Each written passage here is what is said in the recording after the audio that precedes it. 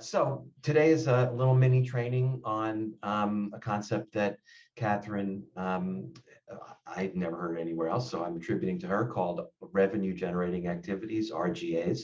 And so, Catherine, hi. Hi, John. And Thanks for having me. and let's start with that. What does it mean? What's an RGA? Great. So a revenue generating activity is a word I was thinking when you were talking that I think I made it up. Maybe somewhere way back, I heard the term and it lodged in my brain, but I call it an RGA, stands for revenue generating activity, and a revenue generating activity for a business owner, a salesperson, whoever's supposed to be doing the selling. It's the actual work of reaching out to people. I have a pretty broad definition, I think a generous definition of what could count as an RGA.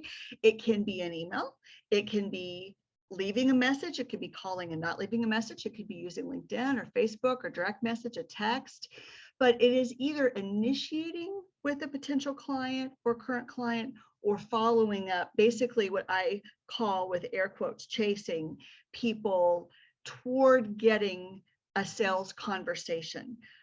What a lot of salespeople spend their day doing is actually non-revenue generating activity. So part of why we have the term is that we start to think in these buckets and notice what we're doing with our time. Right. So let's actually decode revenue generating activities for a second. While you're talking, I was thinking, well, I know what that buzzword means, but let's take a step back. So for instance, at the coffee shop, when you step up to the counter and say, I want a cup of coffee, and they say, okay, and they make the coffee and you exchange money and you walk away, that was a revenue generating activity for the coffee shop. But that's not what we are talking about selling. Yes. So just Yes. doing an email is obviously reaching out to a prospect who may at some point buy, but I would say it also has something to do with essentially your pipeline, that it's working on your pipeline proactively or just actively versus passively knowing you have a pipeline and working on your database or something. Yes, or researching to prepare for a call or something like that. Right. I really appreciate the Starbucks example you gave, because while you're talking, what also came to my mind was I was working with this set of financial planners. They were with a registered investment advisor firm. And when they heard the term RGA, one of the financial advisors said to me, I assumed that was invoicing, doing the quarterly invoicing to collect the revenue from the percent of what they bill off investments. And I haven't been a financial advisor, so that never crossed my mind. And I said, I'm so glad you asked. I really am talking about things that are top and middle of funnel. So I'm holding my hand, my hand this way. Marketing activities are at the very top. And when we begin to take a little bit more individual action, or I would even say, John, it could be in clumps, right? It could be like you have a sales template and you are emailing in clumps, but they're deliberate outreach activities who you are driving toward the goal of having sales calls. Right.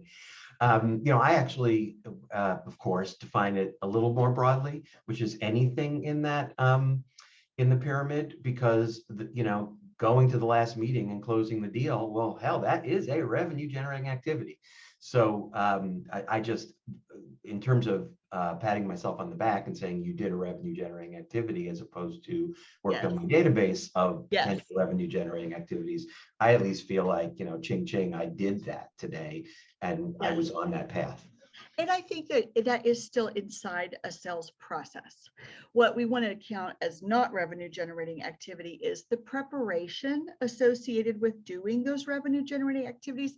Someone's got to do that. I mean, it certainly makes doing the RGAs more effective if you're organized, you know who you're pursuing, you set up the campaign details, you hire someone else to do that, you're in internal meetings, whatever those other things are that support the function of that.